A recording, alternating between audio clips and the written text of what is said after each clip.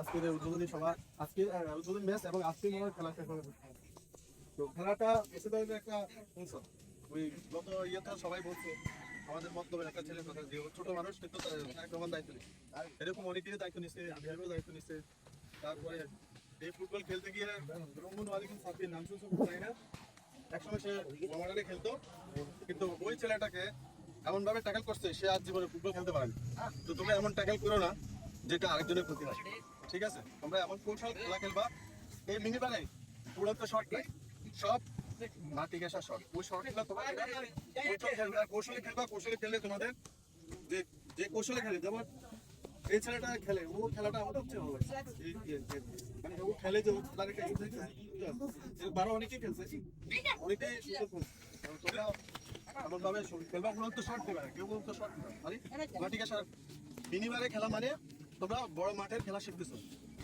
যেমন Argentina, Brazil আমরা total football যাকে বলে, টোটাল ফুটবল তোমরা এখান থেকে টোটাল ফুটবল খেলাটা শিখতেছো।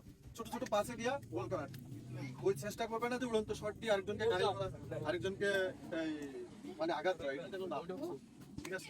আজকে সময় তো অনেক আছে, ইনশাআল্লাহ তোমরা সুন্দর খেলবা, এটা আমাদের প্রত্যাশা। ম্যানেজার যারা আছে তারা মাঠে যদি কোনো অকাঙ্ক্ষিত কিছু হয় তোমরা কমিটির সাথে বসে এটা একটা সমাধান করে নেবে। কোনো এখানে আপনাকে মাদক বিরোধী ফুটবল নিয়মে এটা একটা মাদক বিরোধী পদ্ধতি হবে। আর বিশেষ করে আমার ওইটাই বলতে হয় যে ছাত্র, আমরা কিন্তু ছাত্রদলকে দিয়ে শুরু করছি, ছাত্রদলই সবকিছু ইয়ে করবে সামনের দিকে, এগুলো নিয়ন্ত্রণ করবে ছাত্রদল।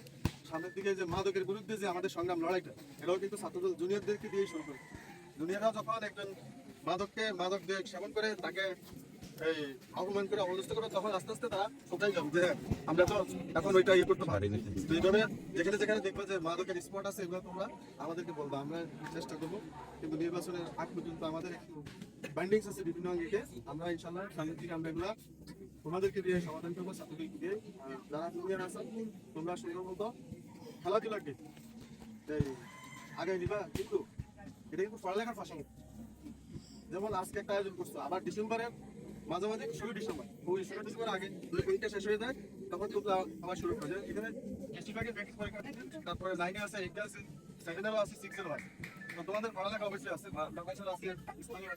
তো তোমরা চেষ্টা করবা পড়ালেখাটাকে ঠিক রেখে তারপরে তোমাদের খেলাধুলাকে আগে আইনি। তো ঠিক আছে, আমি বলে বক্তৃতা শেষ করছি।